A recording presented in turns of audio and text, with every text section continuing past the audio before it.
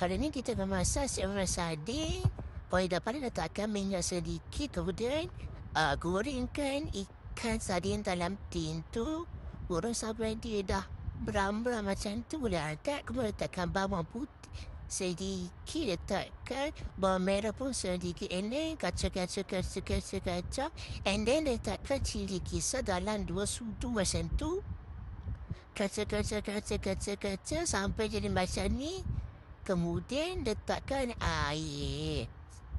Dan baca lagi. Kemudian letakkan ikan yang kita goreng tadi. Saya lupa pula. Tadi saya tak perasan dia pula record. Ini letakkan bawang kecil-kecil. And then dah siap. And then saya tadi korang banyak-banyakkan bagi dia hancur macam ni. Kemudian letakkan nasi. And then gawur. Ini korang boleh perasakan saya tak cukup siap. Hari ini kita memasak seorang sardin. Boleh dapat letakkan minyak sedikit, kemudian gorengkan ikan sardin dalam tin tu.